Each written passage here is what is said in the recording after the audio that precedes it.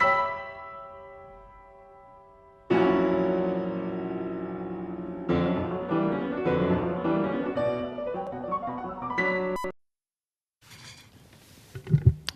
I call this meeting to order. So welcome to meeting number 70 of the House of Commons Standing Committee on Public Safety and National Security. We will start by acknowledging that we are meeting on the traditional unceded territory of the Algonquin people. Today's meeting is taking place in a hybrid format pursuant to the House Order of June 23, 2022, and therefore members are attending in person in the room and remotely using the Zoom application. Pursuant to the order of reference of Friday, November 25th, 2022, the committee continues consideration of Bill C-20, an act establishing the Public Complaints and Review Commission and amending certain acts and statutory instruments. I should note that our last witness meeting we expect to have on the 13th of June, and I would encourage all members to have any amendments that are going to be proposed by 6 p.m. on the 13th. That will give the legislative clerk time to put them in a package and get them sorted out so that we can continue with clause by clause the following week. And on that Friday, we're hoping to have the minister for estimates, for main estimates. I'm sorry? Friday after this one coming up. No, is that right? That's right. So this next coming week we will do two witness meetings. The following week we will have our last witness meeting, and then the Friday after that will be estimates with the minister, hopefully. And the Tuesday after that, hopefully we can start on clause by clause. We've asked for extra time on that day for clause by clause, just in case we need it. Hopefully we want to get through clause by clause if it's possible, and that's going to depend on the amendments people want to propose, hopefully before we rise. So that's the plan, is that if you can get your amendments in by the 13th, by the end of the day on the 13th, 6 o'clock, it will be most helpful to the legislative clerk. Okay. Was there anything else I missed, Mr. Clerk? That's good? Okay. So today... Point of order, Mr. Chairman. Thank you. With regard to what you just said, I think it's reasonable if we hear the last witnesses on the 13th and the clause-by-clause examinations on the 20th, that leaves us at least a week to prepare our amendments. But now you're telling us we have to send them by the 13th. I think that's rushing us a little bit if we have witnesses who propose amendments. That doesn't leave us much time to have them prepared. So I wonder if we could have some flexibility for turning in the amendments to the clerk during the week after that, not necessarily on the 13th. Can't mandate, it must be so, and I'm encouraging people to have them in by that date if possible. And that will give the legislative clerk time to put them in the proper order and so forth. It's always in order for members to bring amendments on the floor during clause by clause as well. So the plan is that try our best to get whatever amendments we can done by the 13th. If there are more that need to be done after that, we will accommodate them as best we can. Okay? Okay. Today we have two witnesses. Welcome. We have two panels of witnesses, and with us today in person we have the Inuit Tapiriet Kanatami. I apologize. We have Mr.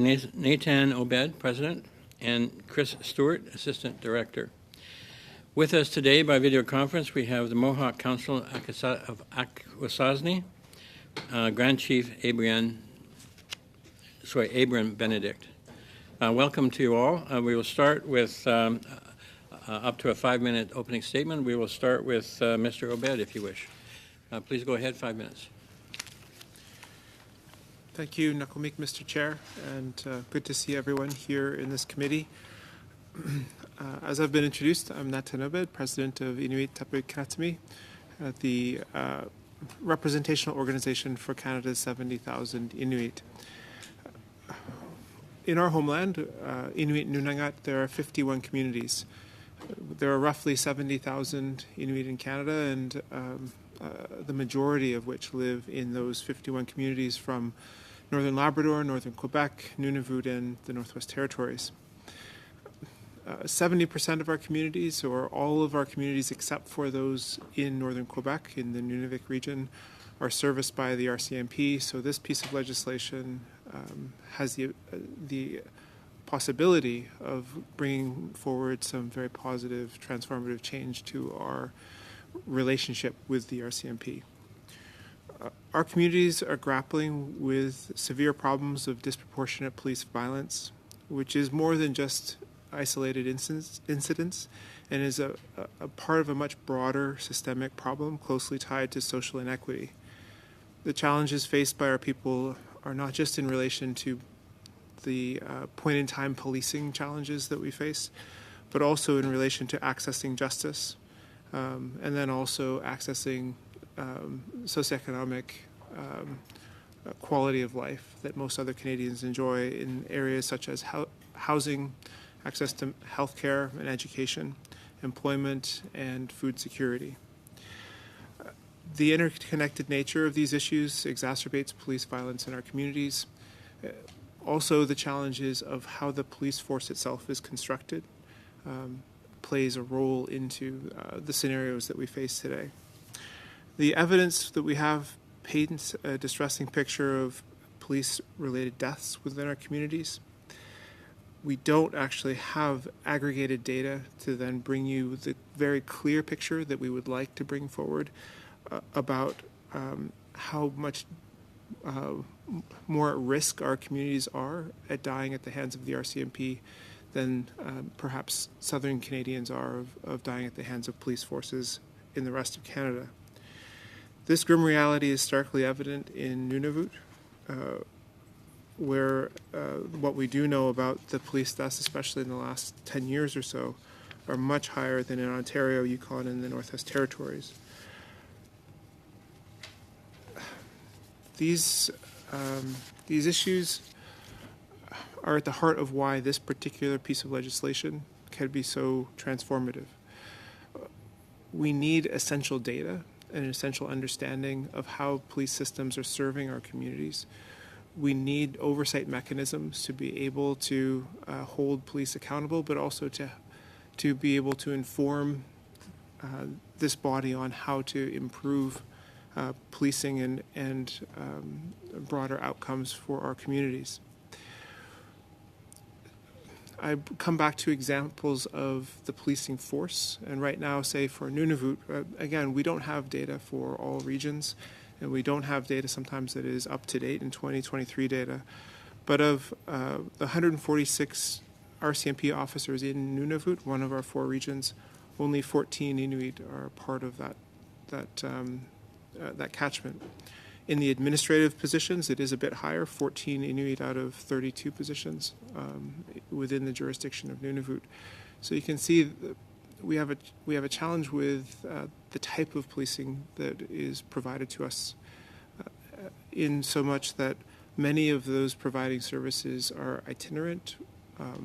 By design, many of those members, even if they have served across Inuit Nunangat, only are in a certain community for a certain point in time, and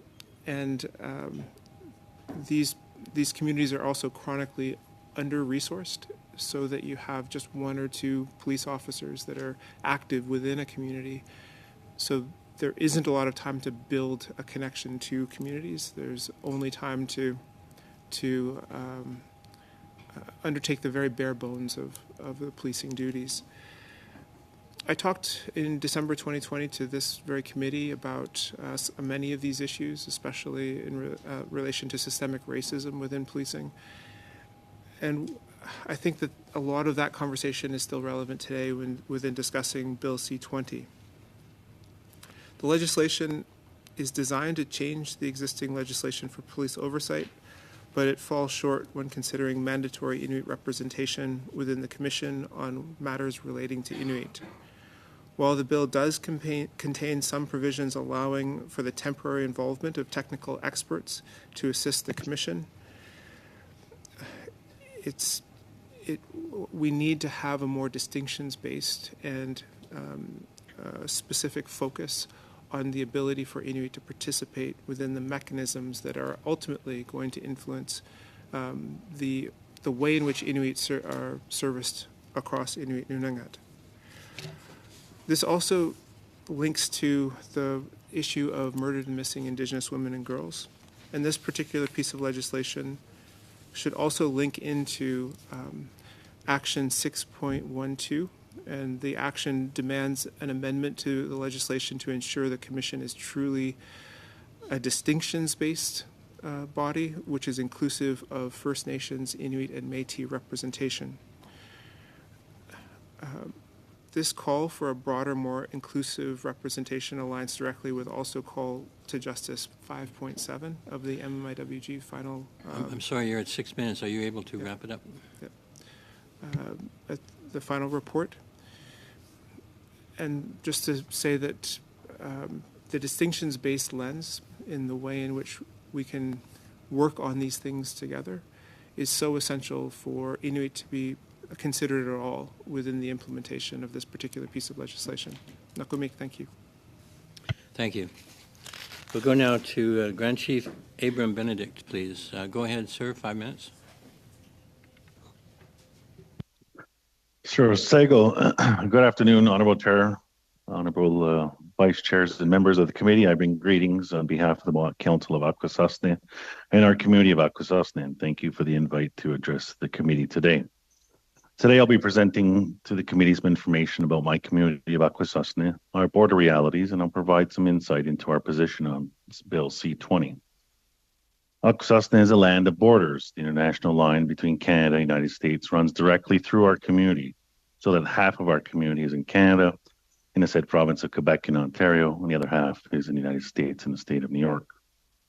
The Mohawk Council of Akwesasne is the governing body for the Canadian territory of Akwesasne. We represent approximately 13,200 members. Our members live on both sides of the international border in various districts of Akwesasne in Ontario, Quebec, and New York. If a member wants to travel from one district to another by land, we must cross the international border. Mohawks who are going to work, school, attend church, shop, or travel for recreational, social, or cultural purposes must cross the international border and present themselves either to Canadian Customs or American Customs and provide adequate identification. Prior to COVID-19, Cornwall was Canada's 10th busiest port of entry, with approximately 2 million vehicles crossing annually. About 70% of these crossings are Mohawks traveling from one district of Akwesasne to another, which equates to about 1.4 million trips through Canada Customs by Mohawks traveling in Akwesasne, or more than 100 trips per member each year. Today, those post-COVID, these numbers are almost back to the same level. The Cornwall Port of Entry is the only land crossing that processes international and domestic traffic. In the case of Cornwall, domestic traffic comes from Cornwall Island. This means they process traffic that has never left Canada. The port of entry was located to the city of Cornwall in 2009 following a dispute between the community and CBSA. Our community has a long history with CBSA. It has now not always been a productive relationship, but we have come a long way since 2009. Given the unique location and arrangements of the Cornwall port of entry, the likelihood of a negative interaction and a complaint from a member of Akwesasne is much greater than any other port of entry in Canada. I want to make it very clear that the Cornwall port of entry is like no other port of entry. This port of entry is the 10th busiest in Canada, but 70% of those people who cross that crossing are the same people all day, every day.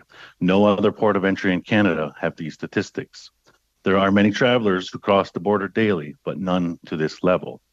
Across the international border, there are many communities that exist as border neighbors. They exist on each side of the border, and they are not integrated into the border, such as Akwesasne. Recently, a young Akwesasne posted to a social media a handwritten sign that said, 16 years old, and I've had to report to CBSA 8,760 times for leaving the island. This message resonates with me, not only as a leader, but also as a resident of Cornwall Island, and it is a very accurate representation of the reality that our people in Akwesasne have to face. The Mohawk Council of Akwesasne supports Bill C-20. We have supported this initiative since its inception in 2019 by then Minister Ralph Goodale. This bill will bring accountability for officers' conduct from an independent commission who has legislative authority to review complaints. This is most appropriate for an agency that empowers border service agents with very broad legislative powers.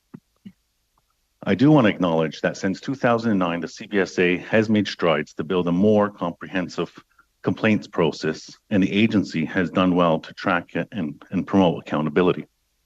President O'Gorman and former President Oskawasi have both been champions for transformation at CBSA. In Akwesasne, it is my council's priority to mitigate the number of negative interactions between CBSA and CBSA officer on the line and members of my community. It is my philosophy that negative interactions can lead to a larger problem. Wait times and treatment are major contributors to frustrations.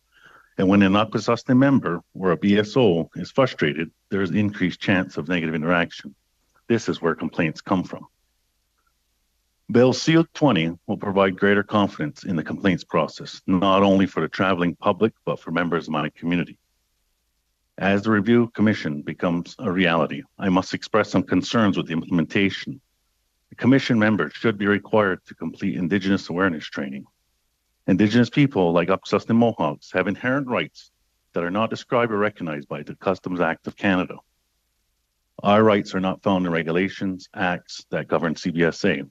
And many Mohawks exercise their right that can lead to a disagreement between the BSO and members of Akwesasne. These instances could lead to a review by a commission member, and they need to have the appropriate understanding of an Indigenous member's assertions. Upon further review of Bill C-20, I want to bring a concern to your attention. Matters deemed under national security are not subject to review by the commission. I fully support the need to protect and act accordingly in national security measures. My community is a partner in keeping the border safe. Having said that, the Warrior Society has been classified in government documentation and material as a militant group, which could be construed as an interaction under national security. Therefore, an identified Warrior Society member could experience a negative interaction at CBSA, and this instance could be exempt from review.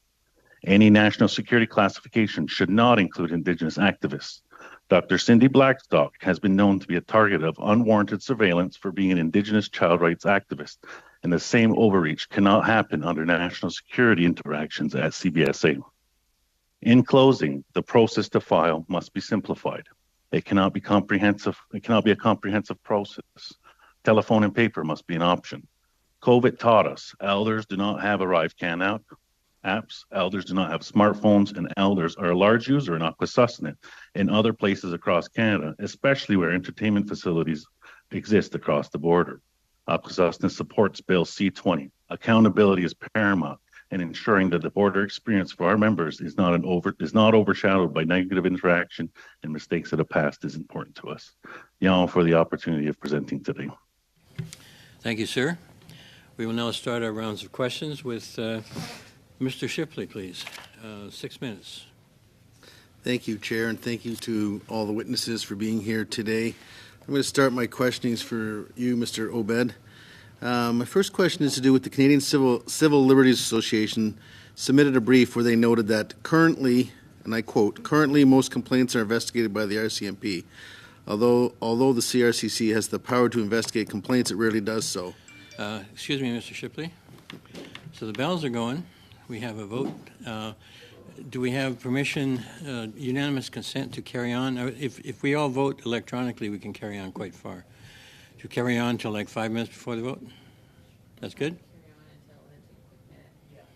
Okay, well, let's carry on till 5 minutes before the, or whatever, and do what we can do, and then we'll get it done. Thank you. Carry on, Mr. Shipley, and I'll start your time over. All right, thank you, Chair. I'll just start over again there, Mr. Obed. The Canadian Civil Liberties Association submitted a brief where they noted that currently most complaints are investigated by the RCMP.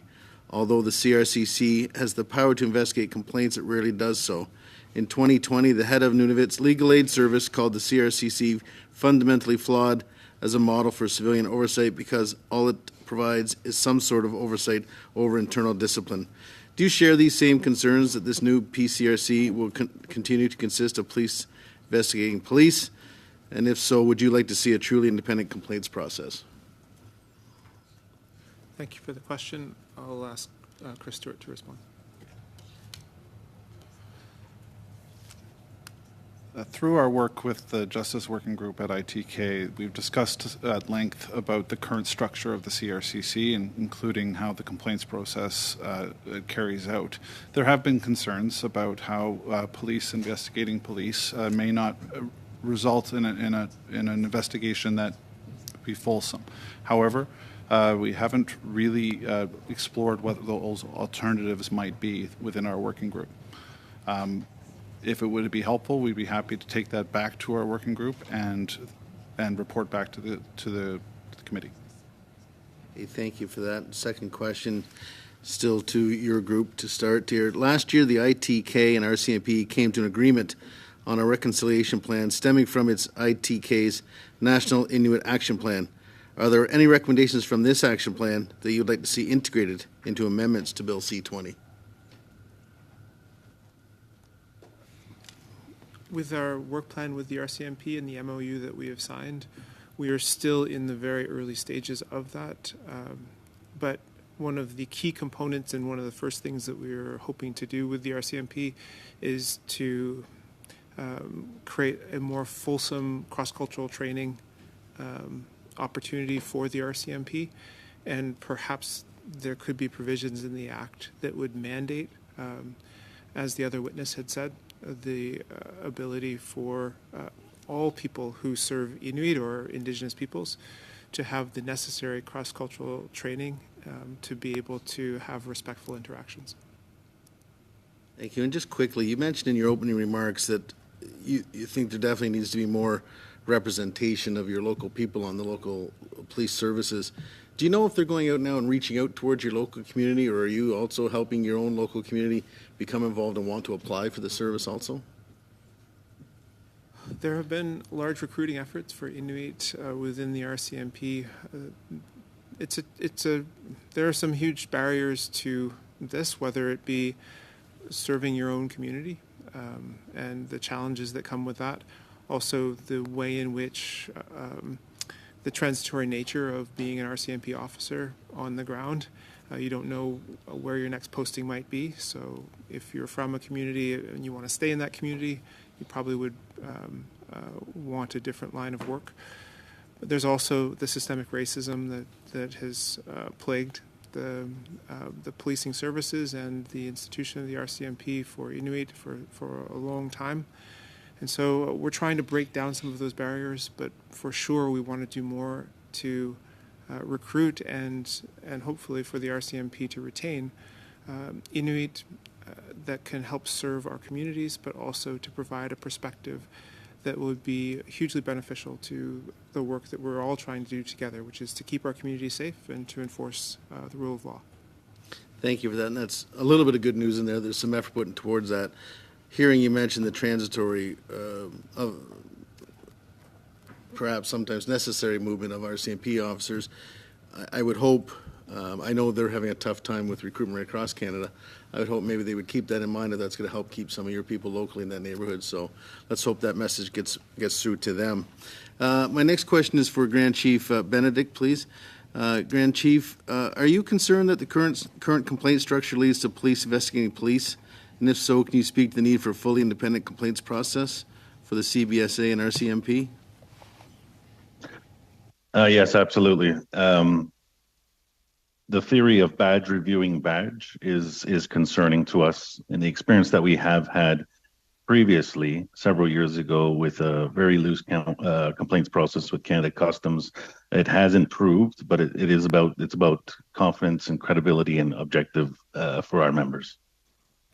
I have some time left. Chair, I have some little bit. Thank you. One last question then. A few years ago, you provided the statistic that 70% of the daily traffic that goes through the port of entry in Cornwall and deal with CBSA officials on the front lines are members of Akwesasne. given the unique mobility needs of your community, can you share with the committee what you've heard from community members regarding the current CBSA complaints process and what you would like to see in the new PCRC, please? Well, I definitely think that it being independent from the agency itself is very helpful, and the community will feel more comfortable in filing the complaints, knowing that an independent body will review and take action if appropriate. Being in Akwesasne, being the 70% user of this port of entry, it's extremely important because, unlike any other port of entry, if a traveler complains about a border officer, the likelihood of them having interaction with that officer again is very minimal. In my community, very high. If somebody complains about an officer's conduct, about the service that they receive, the likelihood of them encountering that officer again is very high. There's no other border crossing in Canada that would be like that. So having said that, it outside of the agency definitely is helpful, ensuring that it's a fair process, it's an independent process, and a process that the person who is complaining, as well as I would argue the officer themselves, can be assured that it's more of an objective process than an internal process. Thank you, Mr. Shipley. We go now to Mr. Moff. Mr. Moff, please go ahead. 6 minutes. Thanks, Chair. Thank you to both our witnesses for being here today. It's nice to see both of you. President Obed, I'm going to start with you if I could. I know the CRCC has developed some of its brochures, complaint forms, and other documents that are available in Inuktitut. And I'm just wondering if that has helped to increase knowledge about the CRCC within the territory. I'll ask Chris to start this Sure. and then I'll add something. We have certainly been encouraged by the CRCC's efforts in Nunavut to both translate their materials, their website adaptations, as well as their travels to some of these communities to meet the leaders within the communities, to talk to members of the Legislative Assembly, and this is in an effort to explain a complex process. I think it's too early to see the impact of that at this point. However, we do hope to see this in other regions as well. It's good to see you. Did you want to add to that? Yeah, absolutely. Thank you. At the heart of some of these challenges with the inclusion of Inuktitut, our language, in services being provided, Inuktitut is not an official language of Inuit Nunangat or of Canada. In our homeland, over 75% of Inuit's mother tongue is Inuktitut. In Nunavut, it's even higher than that. In Nunavik, it's almost 100%. So you have jurisdictions or large parts of the country where there are majority Inuit populations and community who have no right to receive government services in the majority language. This is a challenge that we've brought forward to the Government of Canada for very pointedly over the last decade, and still the Government of Canada has not responded with any sort of consideration of the request for official language status or something equivalent that would allow for service provision. So the best efforts in our point in time, we would like to see them be mandatory in Inuit Nunangat so that Inuit can receive service in the majority language and our mother tongue. And part of that, there'll be a public education campaign once Bill C-20 is passed into law, which we hope will happen quickly. How important is that public education, that won't be legislated, but I think I know the answer, but I'd like the opportunity for you to put it on the record about the importance of the public education being available in the language that people are speaking in your territory. For Inuit to access the full benefits of this particular piece of legislation, communications in Inuktitut are essential to achieving that end goal. Thank you. Grand Chief Benedict, thank you for being here, and it's nice to see you again as well. I wondered if you could maybe speak a little bit about the Jade Treaty and the unique position that your reserve occupies within Canada and U.S. With a border that was not defined by Indigenous peoples but by colonizers. And maybe I'd love your thoughts on whether or not the training for CBSA agents needs to include the inherent rights that your people have to cross the border. Absolutely. Thank you for the question. So in relation to the Jade treaties, so I mean, it's recognized by the United States, but not recognized by Canada. The daily implications are that any Indigenous or member of a tribal nation, and in the case of Akwesasne, we have both. We have members who are have a status card and members who have a tribal card, and so many both, not all. The ones that only have a tribal card, who are part of the community, are not able to enter into Canada as a right. And we are working with, there's a process set up with the government of Canada right now to examine legislative ways to implement the Jade Treaty itself. So in day-to-day operation, and I think that as it relates to Bill C-20, you'll have a member arrive at the port of entry, and this is where it's important as well for the CBSA officers to understand, is that you'll have a member arriving at a port of entry asserting that this is part of their territorial lands, and in case of Akwesasne, a Mohawk, who doesn't have, under Canadian legislation, the right of entry, which again could lead to a negative interaction between the customs officer and the Mohawk in this case, and could result in a complaint under this process. And it's important that the reviewers, the BSOs, the Border Service officers understand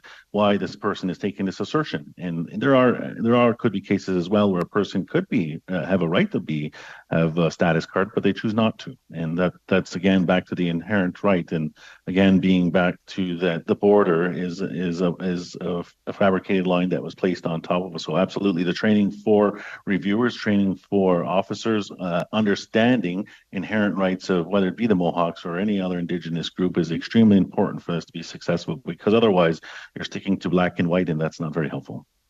Thank you very much, and I think that's my time. That's it. Thank you. On y va maintenant, Madame. We'll now go to Ms. Michaud. 6 minutes, please. Thank you, Mr. Chairman. Thank our witnesses for their presence, which is much appreciated. Grand Chief Benedict, welcome again to the committee. You talked about the particular situation of your community, border situation with your geographic location, and the way members of your community deal with CBSA regularly. It's high time that the government put in place an independent body for complaints. You said you agreed with C-20 overall. That's good. I think it leads to unanimity. But I do have questions about whether you have any fears. You mentioned elders. They lack access to smartphones, the internet, computers, and so on. When it comes to dealing with complaints, do you have any concerns about that? I tried to get more information from the department about processing times. When you want to change, but nothing happens because there are too many complaints to deal with for the resources allocated, they won't manage. So given the information we have on the bill, do you have any particular concerns about those points or any other points?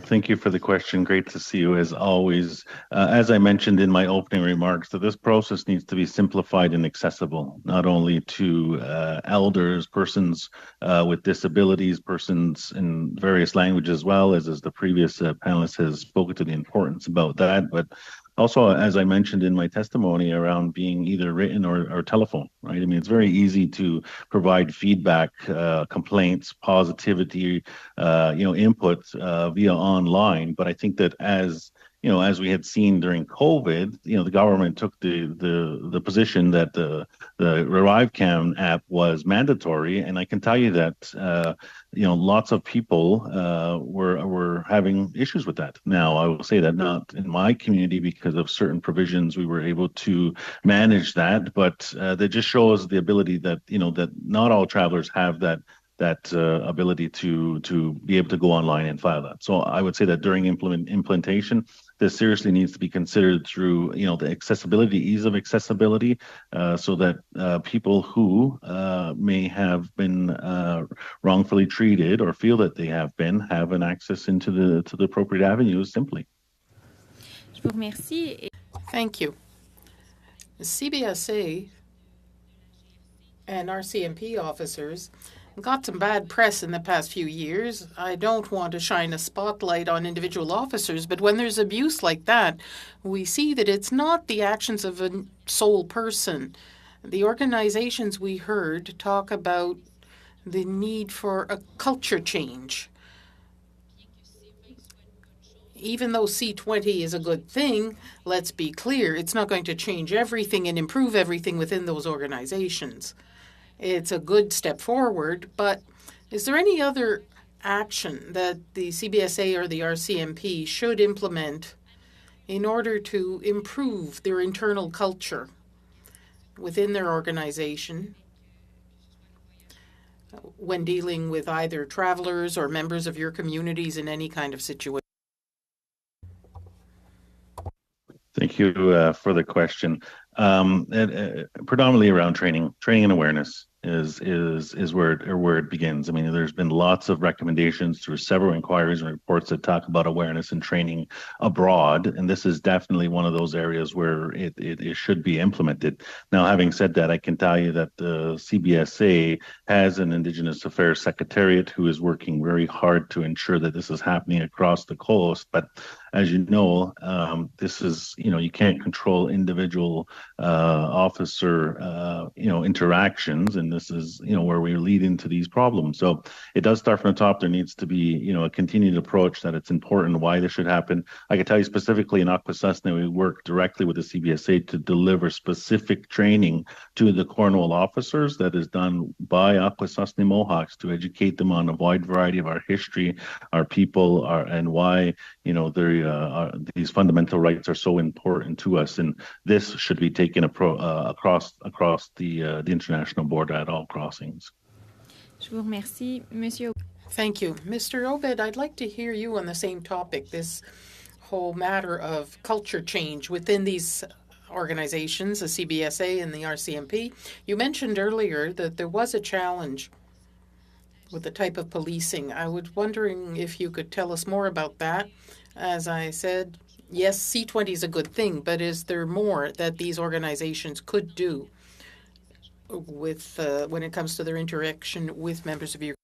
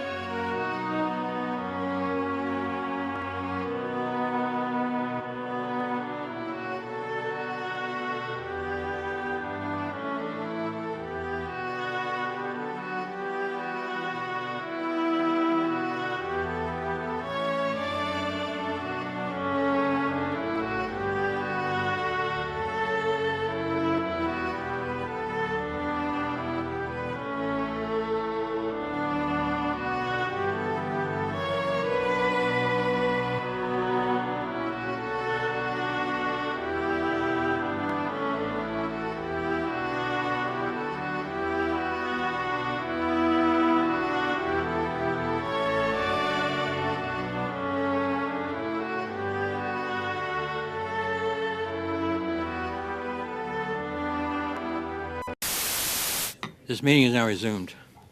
So we were in the middle of Mr. Benedict telling us great things. So if you remember where you are, if you could finish up, and then we'll go back to Mr. Nur Mohammed. We can go back to Mr. Mohammed. I didn't take note of where I was, so thank you, though. Apologize for the technical difficulties. I used to be an IT guy, so I take it personal. Mr. Nur Mohammed, go ahead, Thank please. you, Mr. Chair. And Mr. Obed, similar question to you. Obviously, your communities have had your experience primarily with the RCMP in this regard. And would be great to get your perspective on how to do this in a manner that brings law enforcement along. I think it's really important for us to make sure that everyone is clear that oversight is essential. It's important. You know, we know that the RCMP are enthusiastically supportive of this, but how do we make sure that rank and file officers, rank and file individuals that are really at the front line of this are able to see not just the value in this, the importance of this, but that we're able to create a process wherein it's a willing engagement in many ways, because I think that ultimately will hopefully get us the outcomes that we all seek. Well, we still have a vacuum in data, so we don't necessarily understand the complete picture of complaints in Inuit communities across Inuit Nunangat. We do in Nunavut because it is a jurisdiction, and they're just Inuit communities in Nunavut. But for the Northwest Territories, for Newfoundland and Labrador, we would have no way of understanding how many of those complaints come from Inuit communities in any given year. So those are some of the essential building blocks that we need to change. As far as compliance and building of a shared interest, I think a lot of that has to do with some of the things that I've raised already. The nature of policing in Inuit Nunangat and the transactional nature of policing has to change to a more community-focused approach to policing, that where people have an affiliation with the community beyond their job, and they have a vested interest in building a healthy community alongside all other people who live in it. That requires more resources. It also requires sometimes a shift in attitude about what a person is there to do. We'd love to see a more holistic, community-focused RCMP. And we've talked to the RCMP, and they share those sentiments. But immediately, always comes back to we don't have enough people to do that. So in the remaining moments that I have, I just want, if you could, touch a little bit more on this piece around data, because this is something that I think is essential. It's hard to make informed decisions if you don't have the type of data that's required. It's hard to drill into where there might be systemic issues if you don't have data. How important are these provisions around data collection and utilization to getting to this outcome? They're essential. And for us, we have such small populations. It's so important to understand in an aggregated but Inuit-specific way about what issues are Inuit-specific and what issues are from other parts of the population. We really don't have a good sense of how to approach some of these and how to advocate for particular changes in legislation or for particular interventions in our communities for socioeconomic issues, for mental health issues, for policing, if we just have a basic or no understanding of and can interpret the data that is already being collected. So we need better access, and we need more Inuit specificity within the data. Thank you, Mr. Nur Mohammed. On y va maintenant, Madame Michaud, 2 minutes et demie. I will go to Ms. Michaud for 2.5 minutes, please. Thank you, Mr. Chairman. My question will be for both witnesses. I'd like to hear your views on that.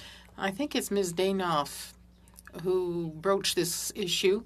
The fact that RCMP reservists are not included in this bill.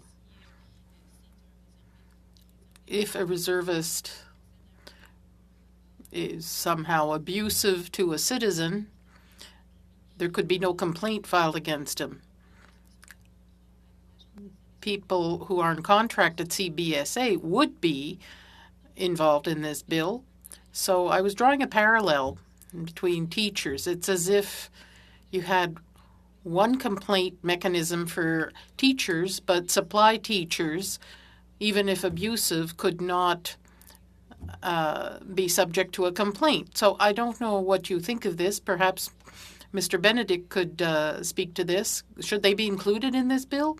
We were told it was rather complicated because reservists don't have the same status, quote unquote, as RCMP regular officers, but perhaps this should be looked at more closely.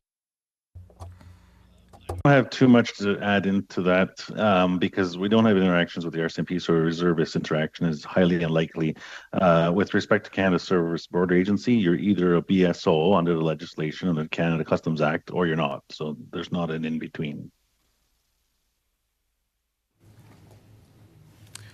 Well, first and foremost, you think about a citizen, a person in a community, and when they see an RCMP officer, they don't know the status of that particular person, and therefore it would, I don't think it would behoove anyone to feel as though they are not protected, because then how are they going to maintain trust that throughout the process if something could be thrown out because by an asterisk, like by some technical issue, they can't bring a complaint forward because of something that they had no idea about.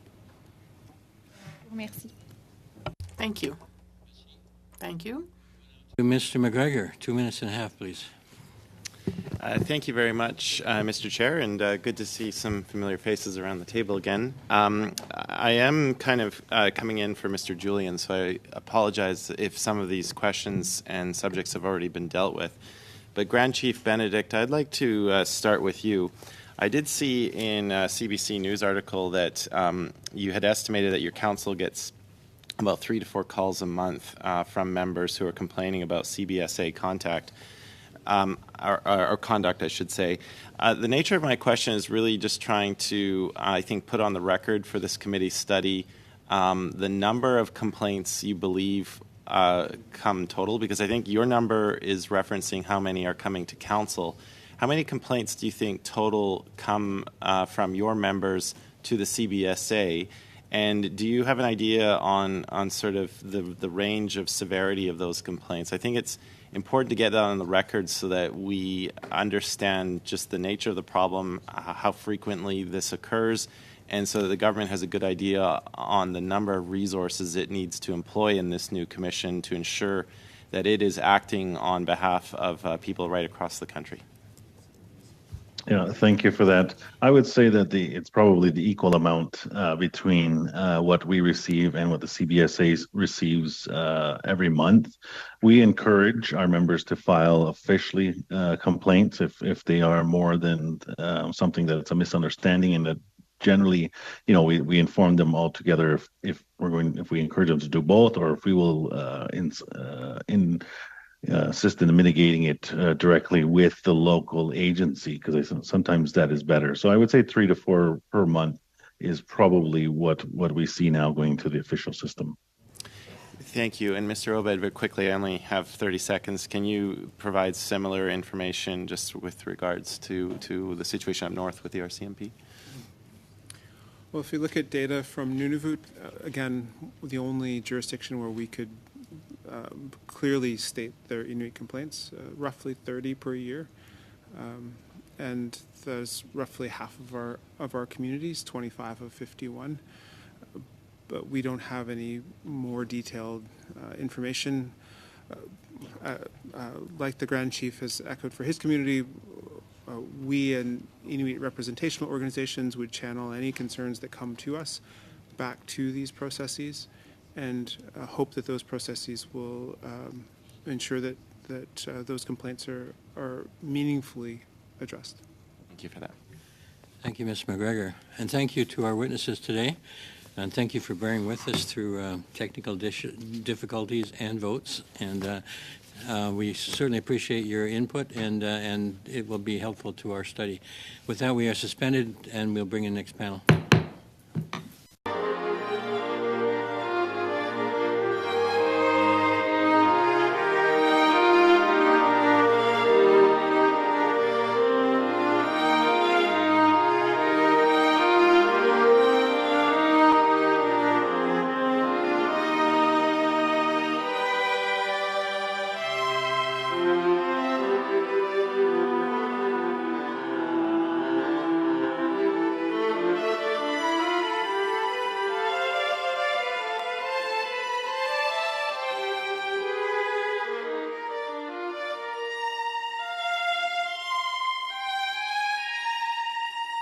So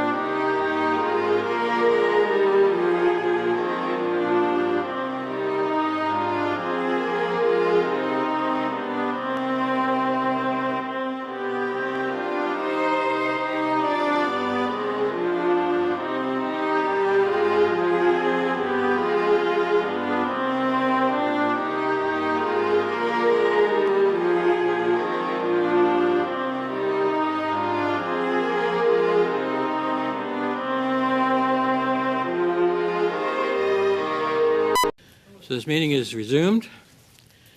We are starting our second panel, and we have today, we'd like to welcome as an individual, Mr. Michael Scott, lawyer, partner in Patterson Law. And we have, by video conference, we have the Canadian Council for Refugees, Jeannie Jeans, Vice President. So welcome to you both, and we will start with up to 5 minutes opening statement for each of you, and I would like to invite Mr. Scott to make a statement. Go ahead, please, 5 minutes.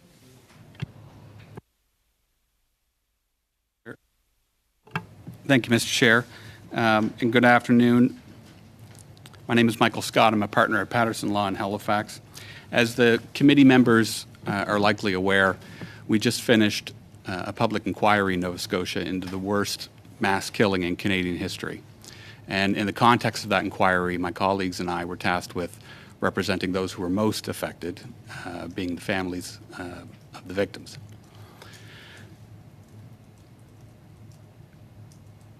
In the course of its work, the Commission examined a number of police-related issues, and I can say that among those issues were the complaints process and specifically Bill C-20. Civilian oversight is essential to ensuring the public confidence in law enforcement and in public confidence in legitimacy of the complaints process is, to a significant degree, I would suggest, dependent on two essential elements. The first is the independence in the investigation of complaints, and the second is in the timeliness of the handling of those complaints. Leon Jowdry was a resident of Portapique, Nova Scotia. And in the early morning hours of April 19th, 2020, RCMP members attended to his house to extract the perpetrator's wife, or common-law spouse, Lisa Banfield. As a result of his interactions with the RCMP, a formal complaint was filed, and while the details of that complaint aren't really relevant to the conversation we're having today, the way in which Mr. Jowdry's complaint was handled very much is. The handling of Mr. Jowdry's complaint was anything but independent, despite a specific recommendation from the CCRC chair that the matter should be referred out of H Division. It was, in fact, assigned to the direct supervisor of the officers who were under investigation. The handling of Mr. Jowdry's complaint was anything but timely, inasmuch as he told the Mass Casualty Commission in May of 2022, almost 2 years after the complaint was filed, that all he had received were form letters advising him that there were no news. And indeed, on October 4th of last year, counsel for the RCMP, in response to specific questions that were raised about Mr. Jowdry's complaint, advised the Mass Casualty Commission that the matter was still under investigation, and they were unable to provide any indication, even estimated, as to when that matter might be concluded.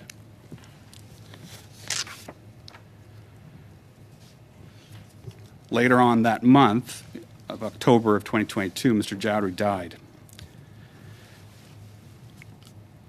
Mr. Jowdery's story is emblematic of the CCRC's critical weakness, and that is our over-reliance on having the RCMP investigate the RCMP. As it stands, the process involves complaints being submitted to what is an independent civilian oversight authority, who then in turn hands that matter back to the very organization that is the subject of the complaint. Bill C-20 offers an excellent opportunity to change that model. Unfortunately, the bill in its current form simply transposes the CCRC model from the RCMP Act into its own legislation.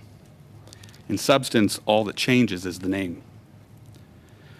The president of the National Police Federation, Mr. Brian Sauvé, appeared before this committee, I believe, last week. And in the context of the Mass Casualty Commission, I can tell you, victims of the families and the MPF found lots of things to disagree about. So it is notable that I find myself in the position today of being able to advise you that I actually agree almost entirely with the MPF's position as regards C-20. I think Mr. Sauvé's comments and recommendations on behalf of the RCMP Members Union are insightful and worth this committee's consideration. And I would urge the committee to recognize that if Bill C-20 is to serve its intended purpose, it will require more than minor amendments. It will require moving past the existing model and its over-reliance on police investigating police. Thank you, Mr. Chair. Thank you, sir. We go now to Ms. Jeans to make an opening statement. 5 minutes, please. Thank you to the committee for inviting me here today. I'm speaking on behalf of the Canadian Council for Refugees, a pan-Canadian umbrella organization of over 200 organizations who work in direct contact with refugees and migrants. Many of our members have lived experience of forced migration and intersecting oppressions. I work for one of our members, Action Réfugiés Montréal, where I support people detained for immigration reasons at the Immigration Holding Center in Laval. The CCR has been calling for independent oversight of CBSA since even before it existed. While we hope to see this legislation pass to fill such a long-standing gap, we are concerned about certain aspects of the bill and recommend a series of changes. I would like to share two experiences with you. One was of a young man in detention who faced imminent removal to his country of origin, where he faced persecution. He told me in sheer terror and in limited English that the removal officer warned him that if he did not cooperate, he would be removed in a bag. I believed this to mean a spit guard, an enforcement tool used by CBSA. A few days later, he was removed. The CCR raised the concern about the use of spit guards with senior CBSA management, but we did not have evidence about intimidation or any possible use of force, as we did not have the individual's consent or testimony. Another case is of a single mother of a young Canadian child who I also met in detention. A few days before they were to return to the mother's country of origin, widespread violence broke out. She met a removal officer to see if a delay was possible due to the rapidly deteriorating situation. Instead, she was detained, accompanied by her young child, and the removal officer refused a deferral request, disregarding ample evidence about the risks. Her situation raised a variety of intersecting concerns, some systemic, others related to officer conduct. Had it not been for an emergency intervention by the federal court, she would have been deported just 2 days after I met her. In both of these cases, the person involved was a Black African. Black Africans and other racialized communities are disproportionately affected by immigration detention and other enforcement measures. Racism is a particularly urgent concern in immigration enforcement because of the immense power imbalance that exists between officials and people without secure status. Ces incidents se sont produits. These incidents occurred just days before removal, and the individuals were at the mercy of the discretionary powers of removal officers. CBSA officers have tremendous powers regarding detention, deportation, but also access to pathways to protection or status. All of these create barriers to making complaints. For the Commission to be effective, there needs to be a mechanism to ensure that complaints can be raised by third parties without requiring consent or naming individuals. We recommend creating formal pathways for NGOs and other third parties to bring forward complaints about patterns and practices, in particular to raise systemic issues. There is an overly narrow focus in the bill on individual officer conduct. NGOs should not only be able to present complaints about systemic issues, and also have a formal mechanism to request a specific activity review. The Commission must not be limited in its ability to accept requests for specific activity review. The issues at stake are too important, and too many years have passed without independent oversight, leaving a wide range of critical systemic issues. The Commission must be properly resourced. We are also very concerned that deportation creates a barrier to pursuing a complaint or obtaining proper redress. It is necessary in some instances for a removal to be stayed pending the investigation of the complaint. Section 84 should be deleted and a mechanism must be introduced to allow for suspension of removal when appropriate. We recommend other modifications to allow for a wider range of recourses. Among other recommendations include the need to ensure that people in detention have meaningful access to complaints mechanisms and that the time limit for introducing a complaint be increased to 2 years, since many people will only feel empowered to complain once their status is resolved. Please find further recommendations in our executive summary, as well as further analysis and context in our brief currently in translation. Thank you very much. Thank you.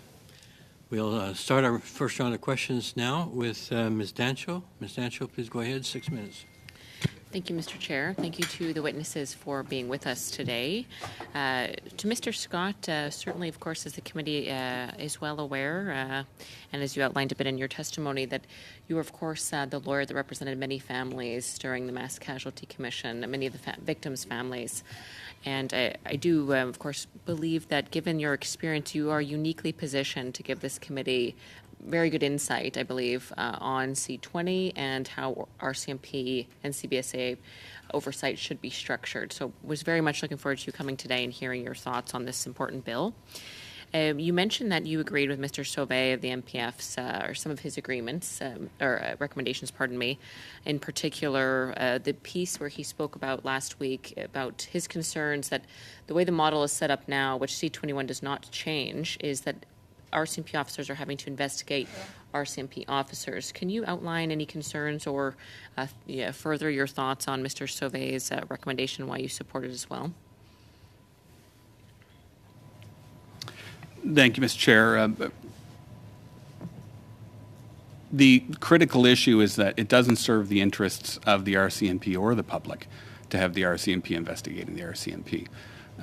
We have heard that it can create issues of morale within detachments to effectively pit one member against the other in that process. But it's difficult to expect a confidence in the process itself from a public perspective or as a complainant when your complaint is given to an independent body who then hands it off to the RCMP. It's true that under the current model there is an opportunity that if a complainant isn't satisfied with the outcome, that the CCRC can institute a process, and I think that the same would be true under Bill C-20. But the problem is that then we relegate the independent body to almost an appellate role, and we certainly lose control of the timing issue. So we end up with situations like Mr. Jodry, where the matter is tied up in an initial investigation for 2 years. So that's where I think the interests of the public and the RCMP become one, is in as much as no one is benefiting from the model that currently exists. Thank you very much for that assessment. I appreciate that. Again, of course, part of the Mass Casualty Commission was in-depth investigation of the RCMP and the really close minutia and detail of every movement of those horrific days a few years ago, as you're well aware. Can you provide, just given your experience and how you saw the RCMP operate in that horrific situation, can you provide just other thoughts on C-20 and how you believe we can improve if you feel that we should, C20 and the oversight of the RCMP, and how that may have benefited the public a few years ago in the situation that you're so familiar with. Yes, and thank you for the question. If you go through the Mass Casualty Commission's final report, it reads like a full accounting of the RCMP's failures. And those failures are revealed to be mostly systemic. The issue in most instances has very little to do with frontline members responding to the tragedy, but in fact, institutional and organizational problems. One of the key components of a public complaints process has to be the ability, obviously, to hold members to account, because we can't have law enforcement without accountability. But it should also allow for reviews to be conducted either at the direction of the minister or of the oversight body itself. Had that been functional in 2020 and presumably in the years before, we may have been able to address some of the systemic issues that appear to have gone on for a number of years in Nova Scotia, and we're simply waiting in the tall grass when the events eventually did happen. It's interesting. When the CBSA president of their union, Mr. Weber, was here last week as well, he did actually raise that what they would like to see, and again, he represents the frontline CBSA officers, he's flagged that often direction from the upper management is part of the issue as well. And he asked the committee to consider, in essence, that the C20 be built in a way that would also allow complaints to be made against not the frontline, but also upper management. And I know that you know, and that we know that there were certainly issues from the RCMP brass, we'll call them, and sort of those first few days after the mass killing. So in your estimation, do you feel that there should be some sort of mechanism for holding upper management in the RCMP accountable through this process? I think there certainly can be. Obviously, the public doesn't have a great deal of visibility on management problems by its nature. But if we have a robust and well-equipped oversight body, they're in a position to either, through complaints within the RCMP or by other mechanisms, to identify either, by divisional level or even by individual level at the officer stage, matters that need to be addressed in a way that really isn't captured by the current system that relies almost entirely on members of the public and an individual interaction they've had with a particular member. Thank you very much for your feedback, Mr. Scott. Thank you, Ms. Dancho. 5 seconds to spare. Mr. Gahir, please go ahead. 6 minutes. Great. Thank you, Chair, and thank you to all the witnesses for their testimony before the committee. My questions are for Ms. Jeans. Ms. Jeans, your organization will look at the rights, protection, sponsorship, settlement, well-being of refugees. Obviously, CBSA is intimately involved in that process. And I wanted to talk about Bill C-20, and obviously you presented amendments, but I wanted to talk about what the bill does and maybe how your organization can use it. We know when the minister testified before the committee, he made clear that third parties can make a complaint on behalf of another person as long as there's consent. Do you think your organization will play a role in making third-party complaints? So many of our members would certainly want to support individuals in making complaints where it's necessary, and might have a role as an accompaniment or a kind of an advocate in helping somebody bring forward a complaint where they have consent.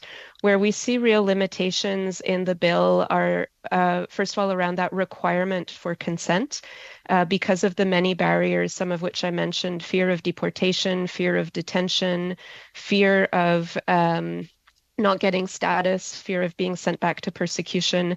There's so many reasons why an individual may not be able to make a complaint, or be afraid to make a complaint, and may not, for the same reasons, be willing to give consent. So we absolutely need a mechanism where third parties like NGOs can bring forward particularly patterns of behavior and we've specified more in detail in our brief what that would look like.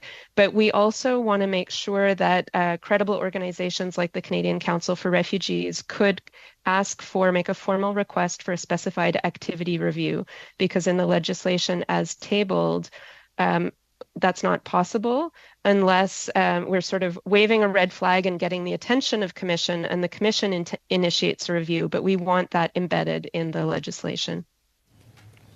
So that's a point well taken. My riding has Pearson Airport in it, and I deal with a fair bit of cases that deal with refugees or deportations. We know that the legislation will also allow for the collection of race disaggregated data. In the refugee context, do you think that this is important that this data be collected? And could you speak to how you'd like to see this data be used to inform systemic reviews? Yeah, certainly, as I mentioned, systemic racism is at the forefront of our concerns. Racialized communities are very much impacted by enforcement activities. And just from my own personal experience, when I do my work, when we go into immigration detention, we see consistently a very high proportion of racialized communities, and particularly Black Africans in immigration detention. It's impossible to miss. And so certainly having more data will be necessary. Also potentially a specified activity review focused on racism. We all know that racism is present throughout our society, but it's certainly very present in immigration enforcement. And more of an open-ended question, and you've answered this a little bit as well, but could you provide the committee with examples where increased CBSA review would ensure a better outcome for Canadians?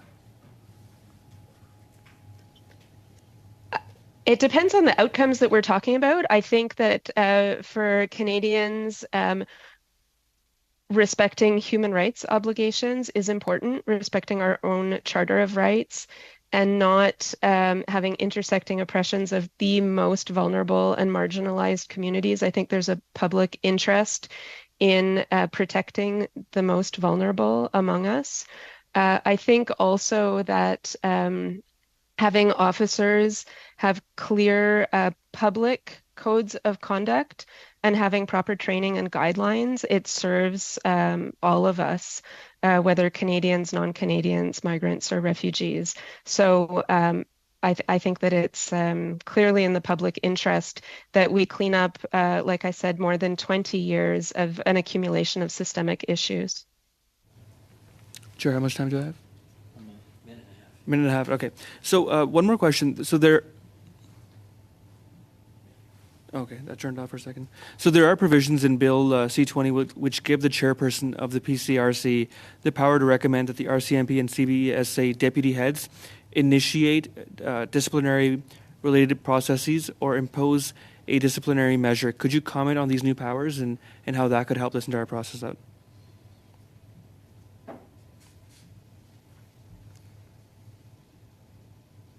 I think that I have concerns along the other witness about independence. I think that while it could be beneficial to have greater internal reviews, I think what we need here is the independent oversight and for the Commission to take on many of these reviews.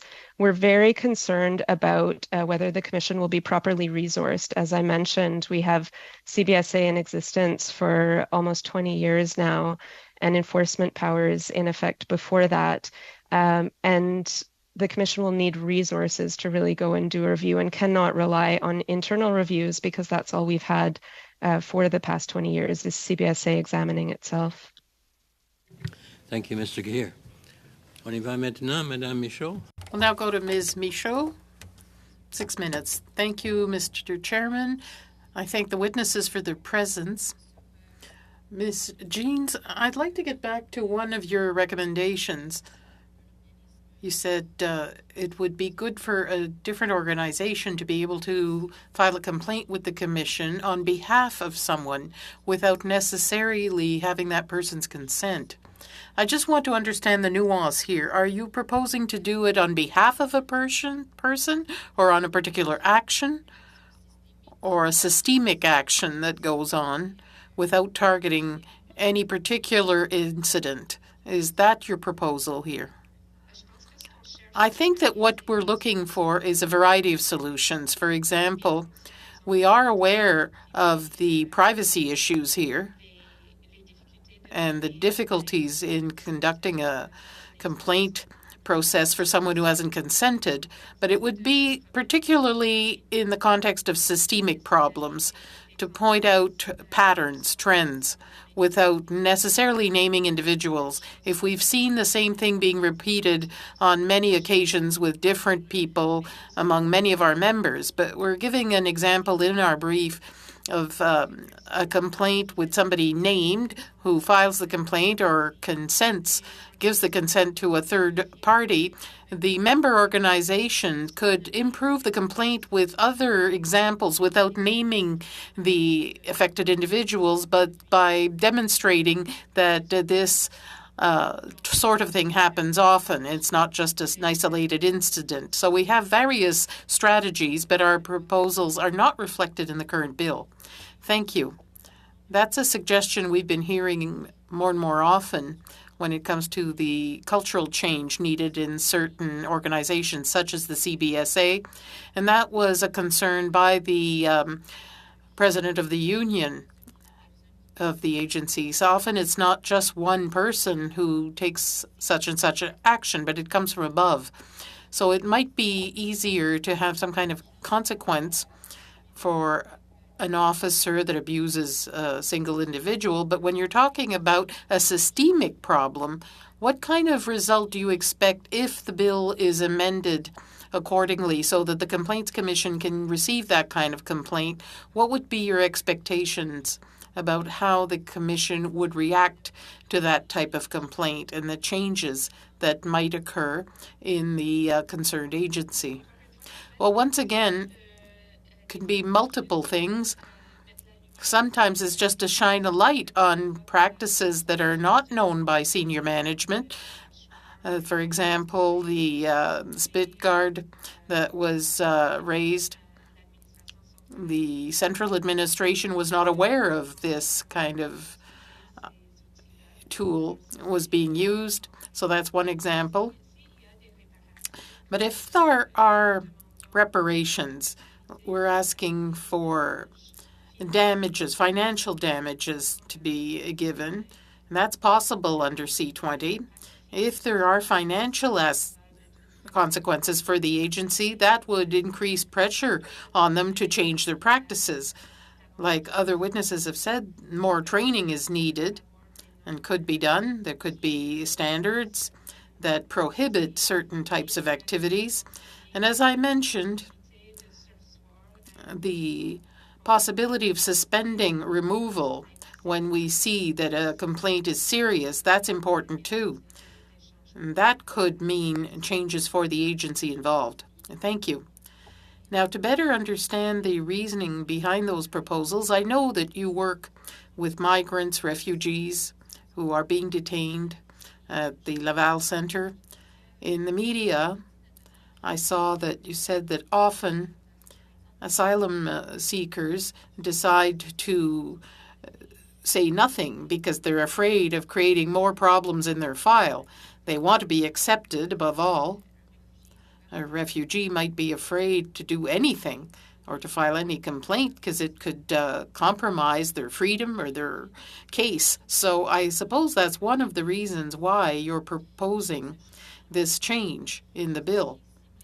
You targeted two particular cases in your opening remarks. I was wondering if you could tell us more about the type of treatment these people have and the reason why they decide not to file a complaint and why it would be a good thing for another organization to do so on their behalf. Well, if we look at an asylum seeker, whether detained or not, the CBSA has the power to intervene in that asylum request and say that the person is not credible, really attacking the substance of the request. So there's a lot of power there. People are scared until they get some kind of status. I know people who are scared until they become citizens, and that takes years. If you look at people who are at risk of removal and the cases I cited, the worst examples of abuse of power reported to us by migrants happens to people right before removal or who may have resisted an attempt to be removed and who are removed, and then there's no more news about these people. If there was a problem with how they're treated, there is no incentive for them to table a complaint because they are already gone. If there was an opportunity to receive financial damages, perhaps that we would get more testimony about abuse of power that takes place during removal from Canada. Merci, Madame.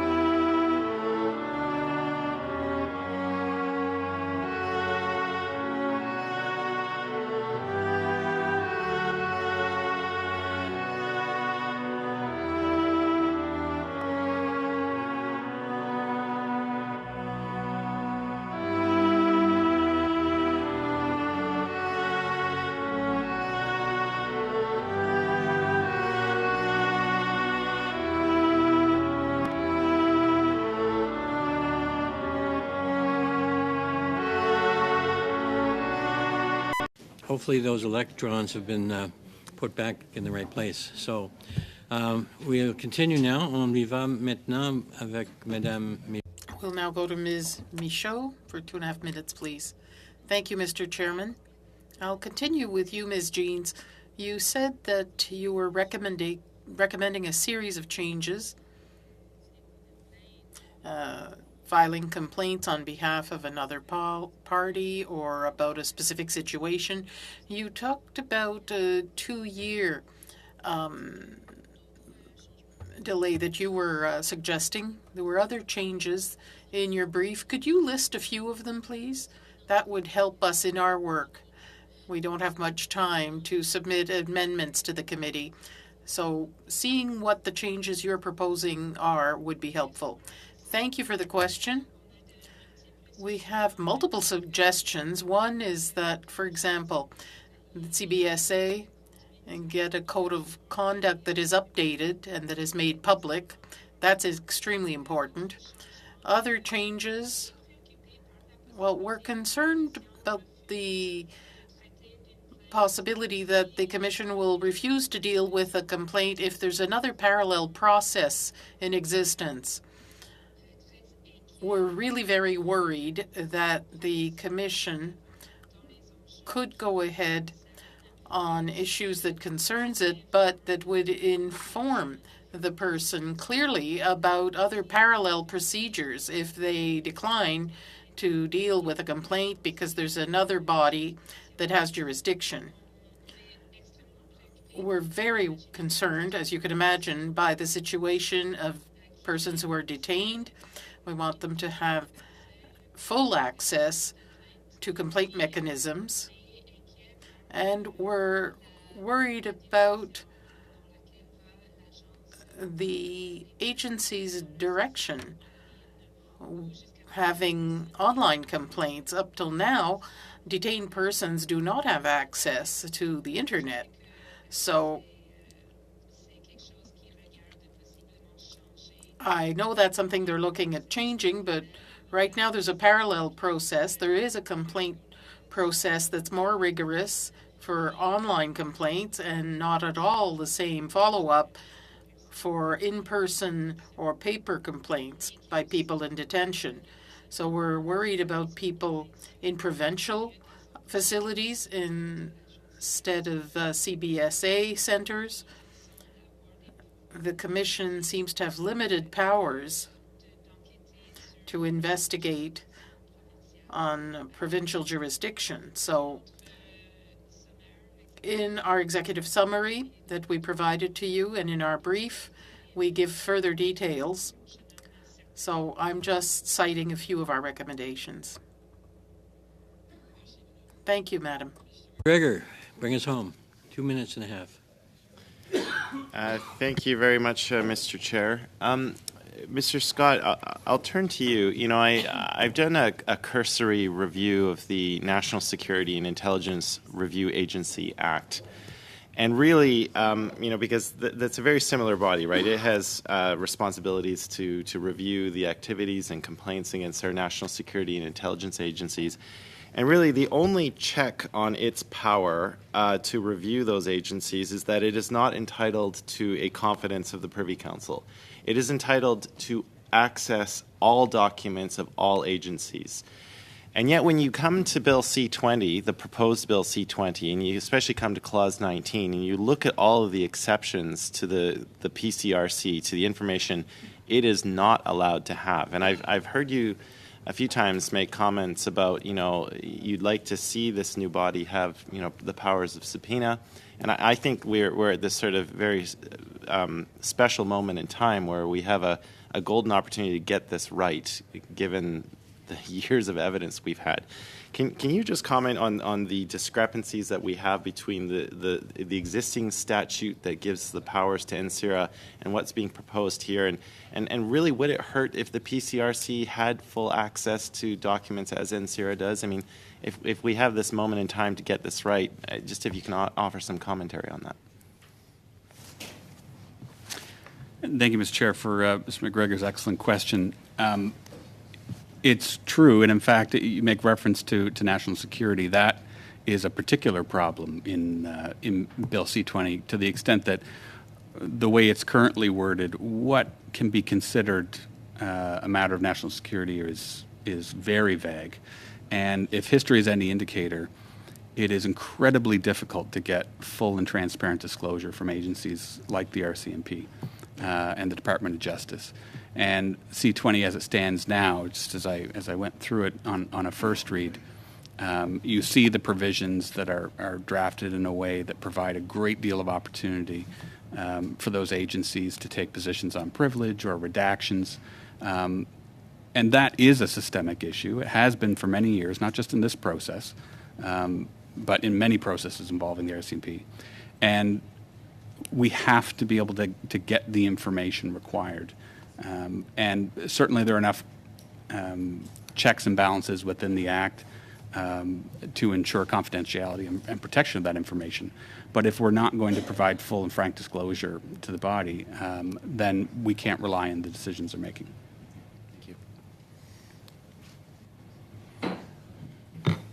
Thank you, Ms. McGregor. That brings us to a close there. Thank you to our witnesses, Ms. Jean and Mr. Scott, and appreciate your time. And with that, we are adjourned.